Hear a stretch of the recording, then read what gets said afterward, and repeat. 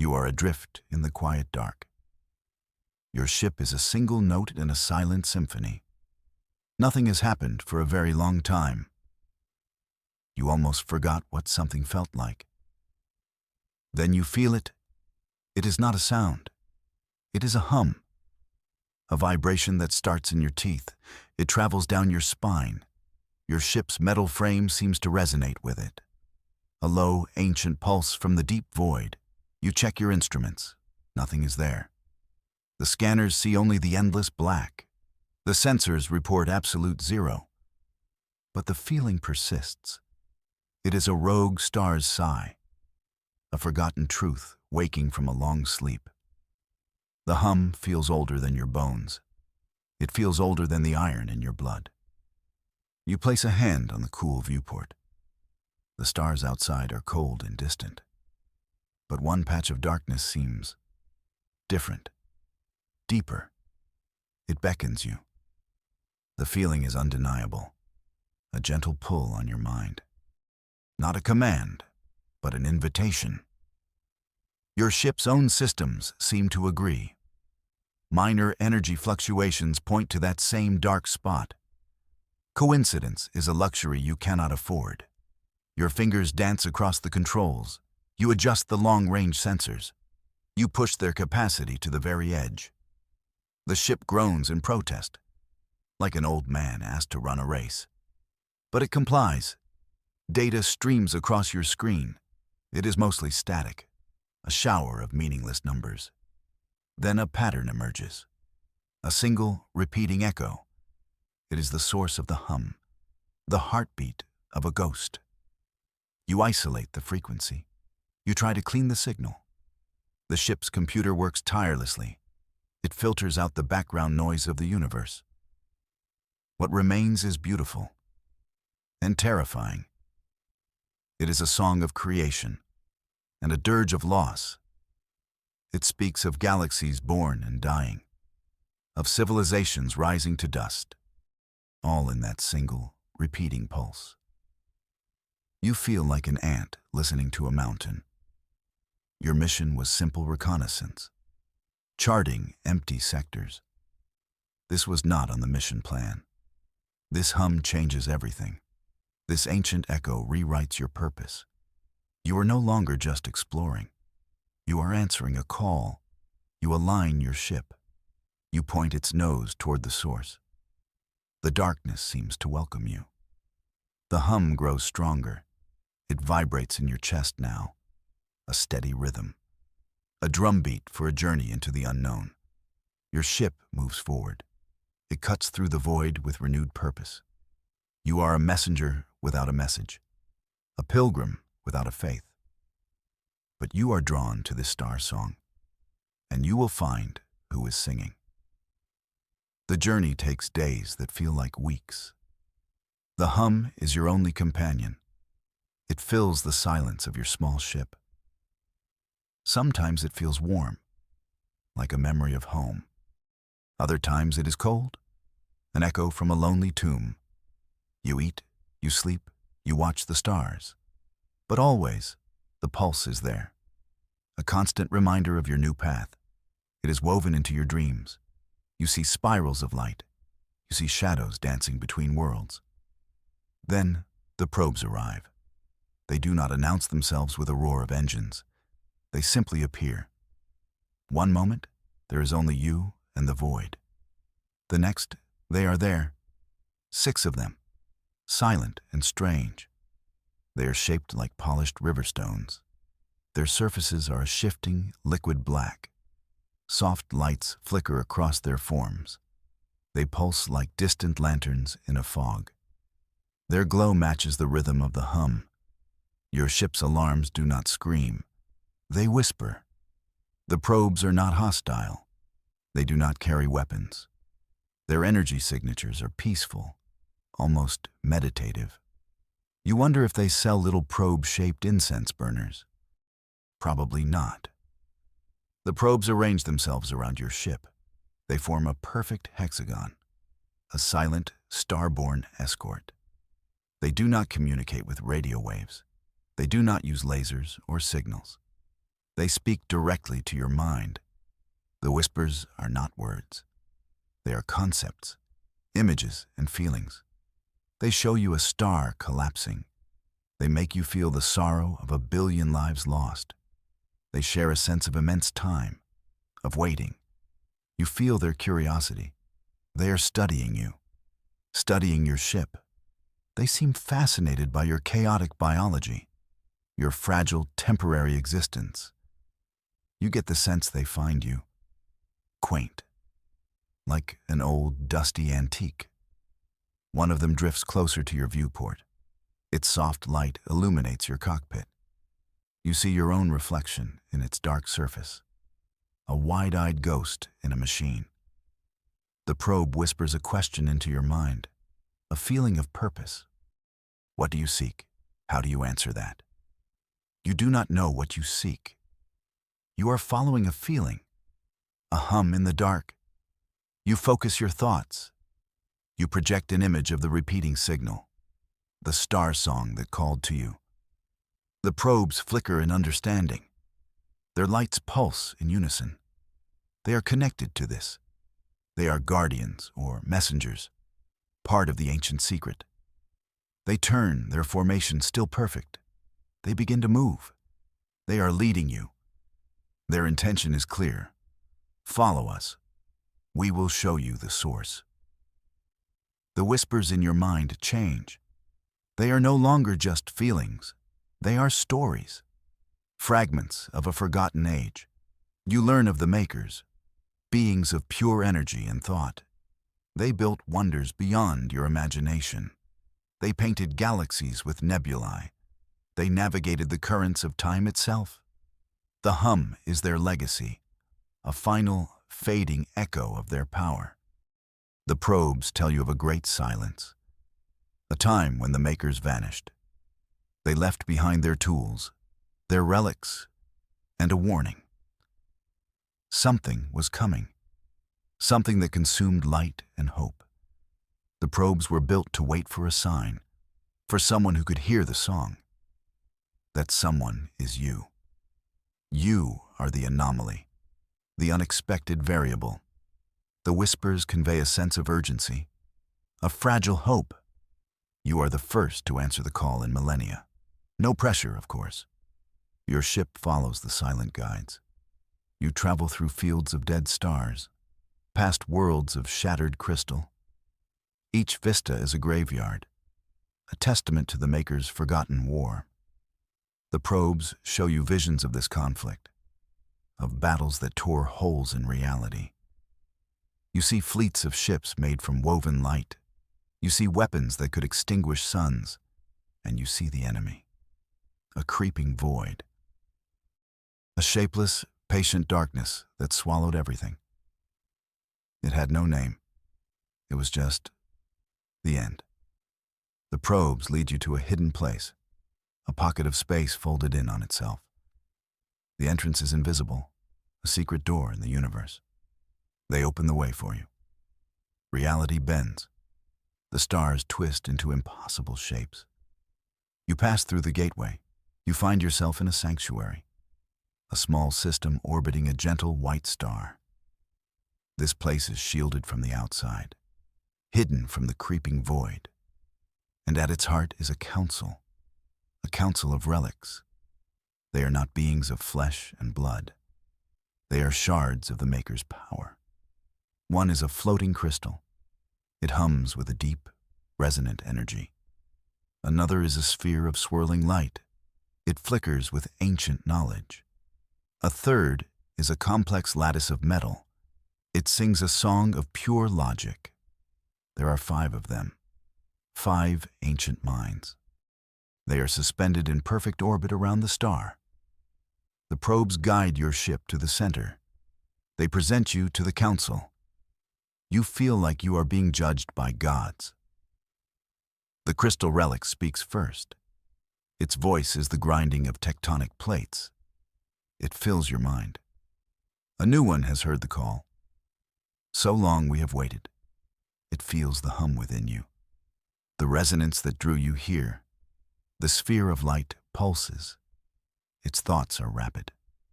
flickering images of your journey. It has seen your memories. It knows your fears and your hopes. A creature of impulse, of fragile emotion. Can it be trusted? Can it bear the weight? The metal lattice remains silent. It analyzes you.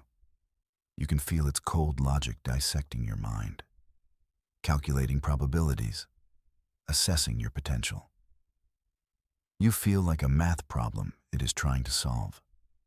You hope you are not the kind with no solution. The other two relics are quiet. One is a cloud of golden dust. It swirls with a gentle warmth.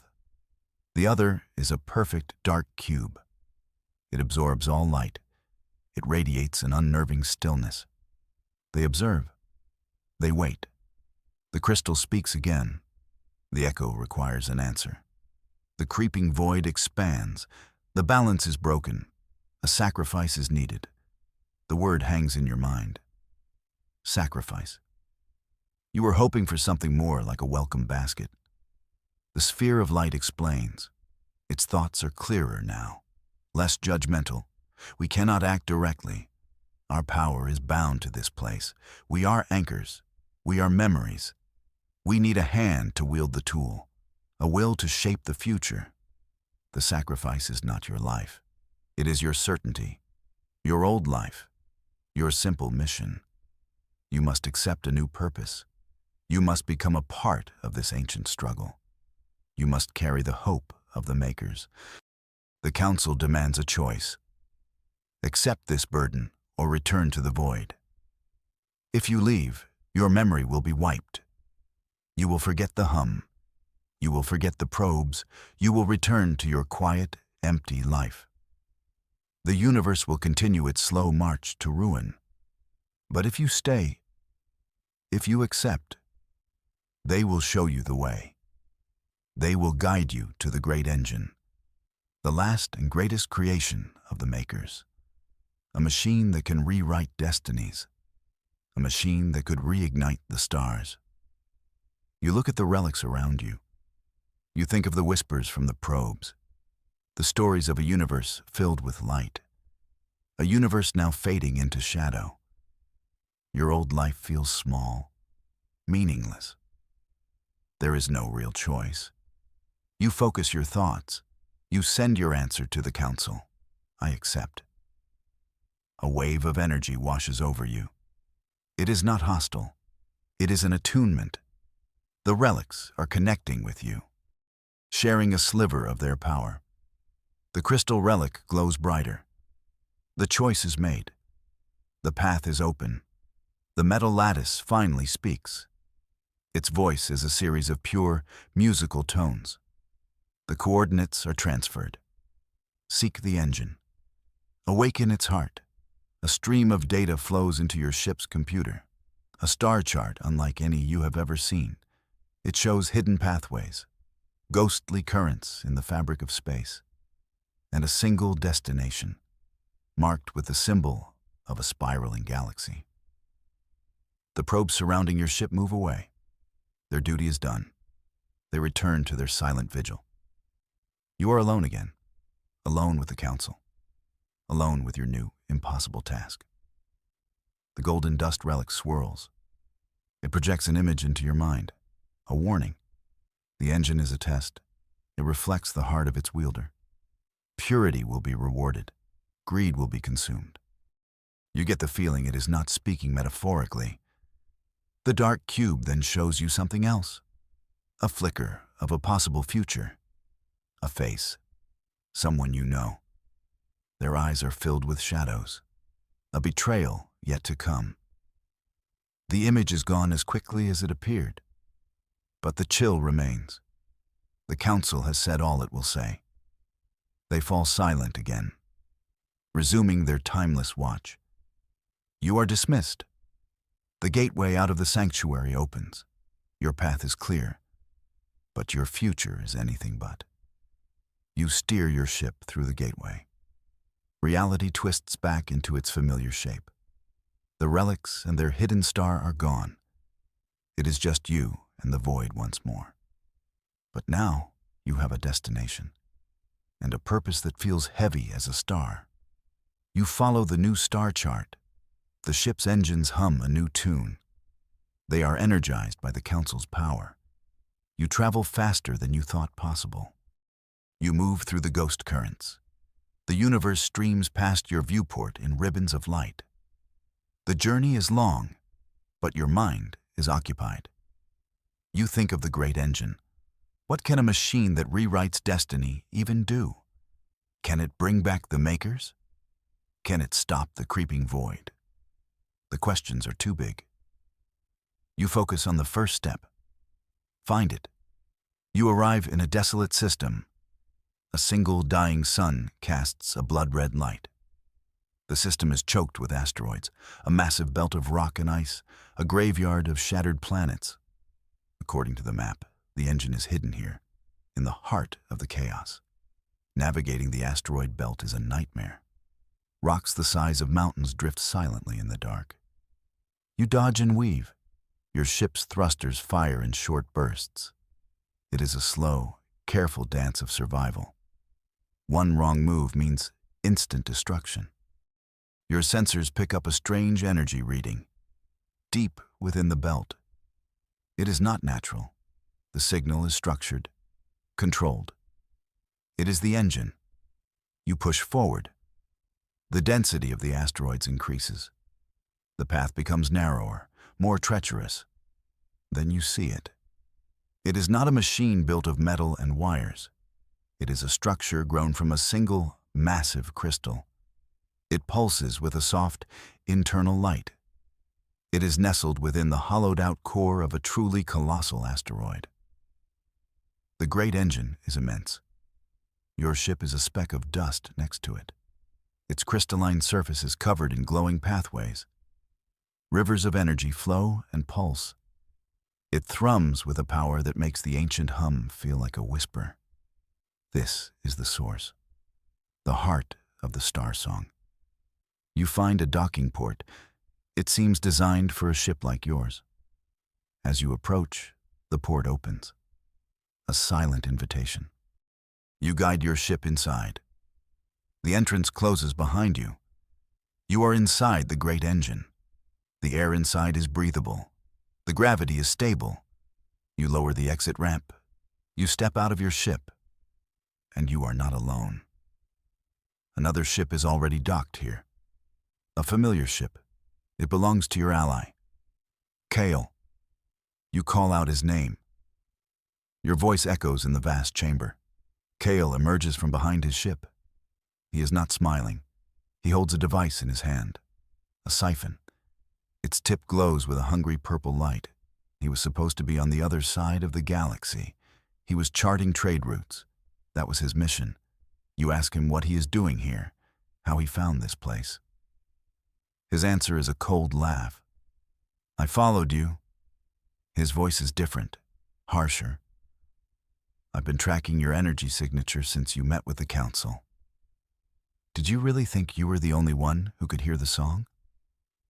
He sneers. I heard it long before you. He saw the Council's message. He copied the star chart. He got here first. He has been studying the engine, learning its secrets. While you were carefully navigating the asteroid field, he used a shortcut, a dangerous one. He holds up the siphon. The Council spoke of sacrifice, of purity. They are fools. This power isn't for sharing. It isn't for saving a dying universe. It is for the taking. For those with the will to seize it. You realize the truth. The vision from the dark cube. The face with shadowed eyes. It was Kale. The betrayal was not a possibility. It was a prophecy. And it is happening now. He points the siphon at the engine's core. A brilliant, pulsing heart of crystal. I tried to tap its power directly, but it is shielded. It requires a key, a living mind attuned to its frequency. He looks at you. Your mind. You are the key. Your connection to the Council. Your resonance with the hum. It is what the engine is waiting for. Kyle could not activate it alone. He needed you. He was just waiting for you to arrive. What a classic villain move. It is almost disappointing. Before you can react, he activates the siphon. A beam of purple energy shoots out. It does not strike the engine. It strikes the docking bay controls. The doors lock. The energy shields activate. You are trapped. Now, he says, his voice calm. You will open the engine for me, or we will both be fossilized here. Your choice. He thinks he has you cornered. He thinks he has won. But he underestimates you, and he underestimates the engine. You close your eyes. You reach out with your mind, not to the engine's controls, but to its heart. You do not try to command it. You do not try to take its power. You listen. You connect with the star song, the song that brought you here. The entire chamber begins to vibrate. The hum grows into a roar. The glowing pathways on the engine's surface shift. They change from a soft white to a fiery gold. Kyle takes a step back. His confidence wavers. What are you doing? You're not doing anything. You are simply resonating. The engine responds to your intention, your desire to protect it, not to control it. The power flows around you, through you. It is a warm and overwhelming tide. Kale sees his plan failing. His greed turns to rage. He aims the siphon at you. Fine. If I can't have its power, I'll take yours. A beam of dark energy erupts from the device. It rushes toward you, a spear of pure malice. You do not move. You do not need to. A wall of golden light appears before you. It is a shield, a gift from the engine. The dark energy beam hits the shield and dissolves. It scatters into harmless sparks. Kyle stares in disbelief. The engine roars louder. The central crystal begins to spin. The energy inside becomes unstable. Alarms blare through the chamber. Red lights flash everywhere. A synthesized voice echoes. Warning. Core integrity failing. Cascade failure imminent. KL has pushed it too far. His attempt to siphon its power has damaged it. His greed has poisoned the heart of the machine. The engine is breaking. It is going to collapse. And take the entire asteroid with it. A large countdown timer appears on a nearby wall. It is big and red, just as dramatic as you would expect. It starts at 60 minutes. Every tick of the clock feels like an hour stolen from your crusade. Your first act as the chosen one is breaking the universe's most important machine. Fantastic. Kyle looks at the timer, then at you. His face is a mask of fury and fear. This is your fault. He screams. He fires the siphon again. Not at you this time, but at the spinning core. He is trying to breach it, to take what he can before it is all gone. The engine shudders violently. Cracks appear along its crystalline surface. Golden light pours from the fissures. The entire asteroid groans around you. The countdown accelerates. The clock now shows 45 minutes. Time is not just running out. It is sprinting. You have to get out. You have to escape the collapse. But Kale stands between you and your ship. He is lost to his madness. He will not listen to reason. There is only one path forward. You focus the engine's energy. The golden light that surrounds you coalesces. It forms into a whip of pure light in your hand. You are no warrior. You are an explorer. But the engine has given you a weapon, and you know how to use it. You lash out with the whip. It cracks with the sound of a thunderclap. The tip strikes the siphon in Kale's hand. The device explodes in a shower of sparks. Kale cries out. He clutches his hand, scorched and smoking. He looks at you with pure hatred. You will pay for that. He lunges. He is bigger than you, stronger. He tackles you to the ground. His hands go for your throat. The light whip dissolves. You are defenseless. The engine screams. A wave of pure force erupts from the core. It throws both of you across the chamber. You slam against the wall of the docking bay. Your head hits the metal with a sickening thud. Stars explode behind your eyes. Not the pretty kind. You struggle to your feet. Your vision swims. Kyle is already recovering. He is scrambling toward his ship. He is abandoning you. He is going to leave you here to die. He reaches his ship's ramp. He turns and gives you one last, hateful glare. The engine gives another shudder. A massive crystal shard breaks loose from the ceiling. It falls directly onto Kale's ship. The impact crushes the cockpit. The ship's power core ruptures. It erupts in a silent, brilliant fireball. There is nothing left but twisted, molten metal. Kyle is gone, swallowed by his own destructive ambition. You are alone, trapped in a dying machine, at the heart of an exploding asteroid. And the clock is still ticking. 30 minutes remain. The countdown feels like a death sentence. The chamber is falling apart. Smaller crystals rain down from the ceiling. The floor beneath your feet is cracking. You have to get to your ship. It is your only hope. You race across the unstable floor. You dodge falling debris. The air is thick with ozone and the smell of burning crystal. You reach your ship's ramp. You scramble inside. The outer door is sealed. You are still trapped. You rush to the cockpit. You need to override the lockdown. Your fingers fly across the controls. You try every emergency protocol. Nothing works. Kale's sabotage was thorough. The lockdown is tied directly to the engine's power source, a source that is currently having a meltdown. The ship's internal sensors show the external pressure increasing.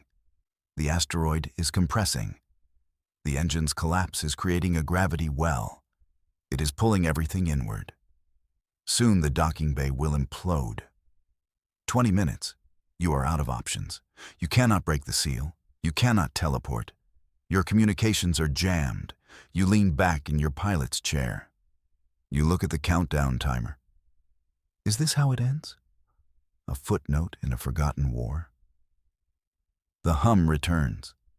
The gentle, ancient hum that started it all. It cuts through the noise of the alarms. It soothes your frantic mind. It is coming from the engine. It is not a roar of pain anymore. It is a whisper, a final gift. An image appears in your mind, a sequence of commands for your ship, a route, not out of the docking bay, but through the engine itself. The collapsing core is creating a temporary rift, a tear in space-time, a dangerous, unstable wormhole.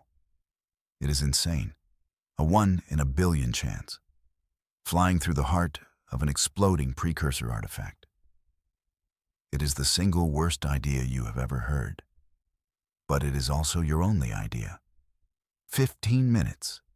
You take a deep breath. You input the commands. The ship's navigation system screams at you. It flashes warnings of certain destruction. You override them all. You have to trust the engine, trust the song. You fire up the engines. The ship strains against the docking clamps. You divert all power to the thrusters. The metal groans. The clamps begin to buckle. You push the engines harder, well beyond their safety limits.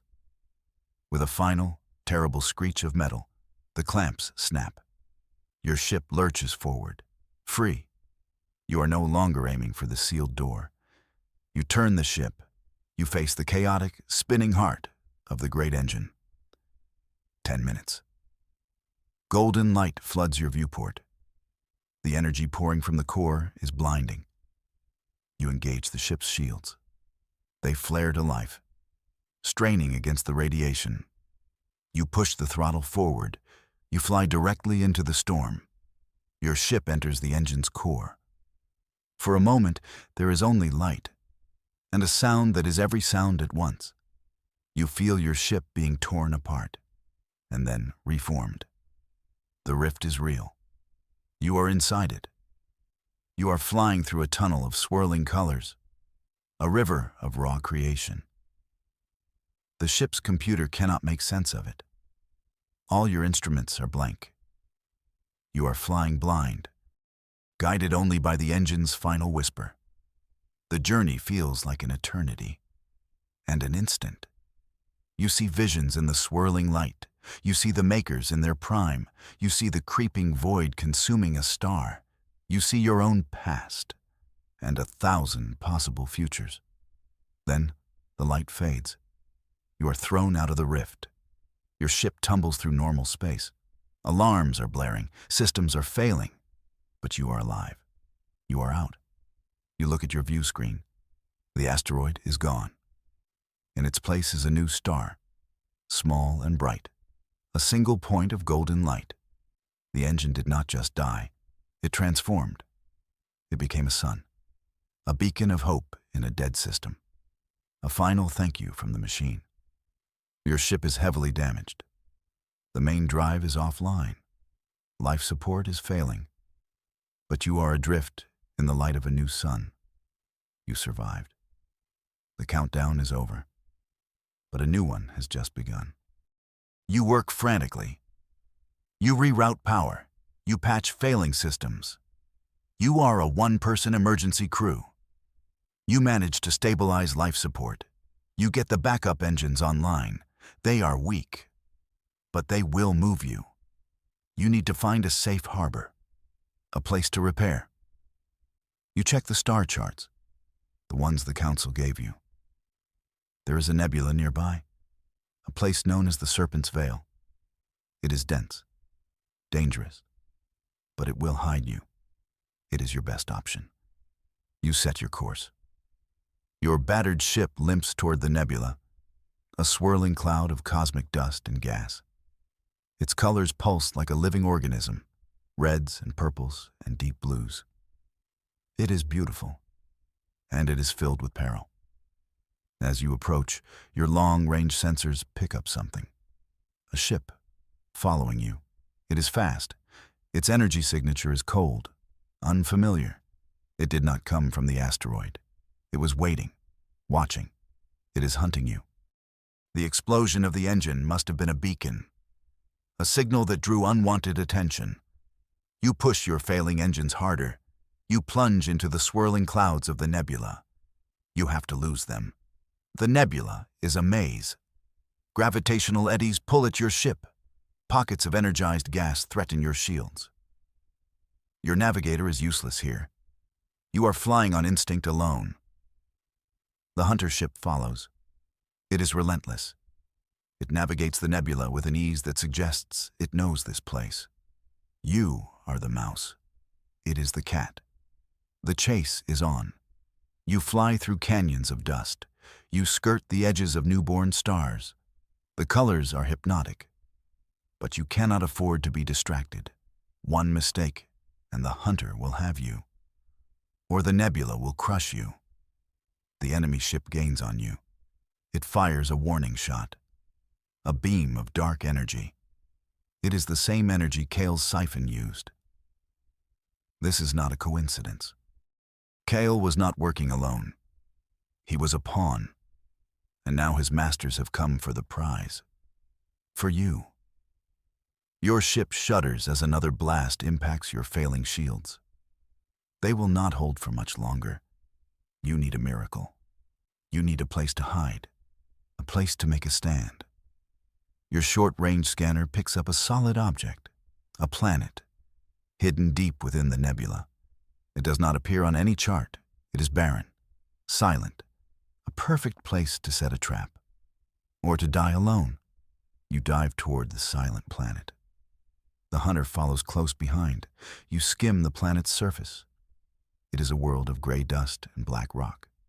No atmosphere, no life, or so it appears. You find a deep canyon. You fly your ship into its shadows. You power down everything. You go silent. You wait. You hope the hunter will fly past. A classic trick. Sometimes the classics work for a reason. You watch your external sensors. The hunter's ship slows. It is searching for you. Its energy signature passes directly overhead. It is scanning, probing the canyon. You hold your breath. The ship hovers for a moment. Then it moves on. You allow yourself a moment of relief. It worked. You are safe for now. But then you feel it again, a whisper in your mind. It is not the engine, it is something else. Something alive. The ground beneath your ship begins to tremble. The gray dust shifts. It rises. It takes form. The entire planet is waking up. The barren surface was a camouflage, a deception. From the dust, figures emerge. Tall, slender beings made of black rock. Their bodies are angular. Their movements are silent and precise. Their eyes are points of cold, gleaming light. Hundreds of them. Thousands. They are star-born guardians, and you have landed in the middle of their hive. They surround your ship. They do not seem hostile. They are just watching, waiting. The whispers in your mind grow stronger. They are coming from the guardians, a collective, silent consciousness. They know who you are. They felt the engine's rebirth. The hunter ship returns. It has detected the guardians. It hovers above the canyon. Its weapon ports open. It sees the guardians, not as a curiosity, but as a threat. Or perhaps a resource to be harvested.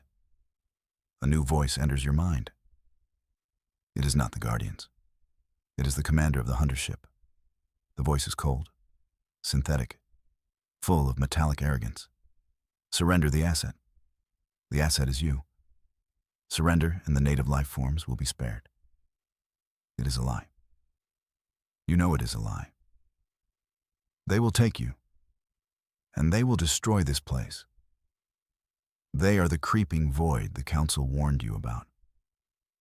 Not a shapeless darkness, but a fleet, an army, with ships and commanders. The guardians turn their gaze from your ship to the hunter. They raise their arms. The black rock of their bodies shimmers. It reshapes. It forms into weapons, cannons that gleam with captured starlight. The silent planet is silent no longer.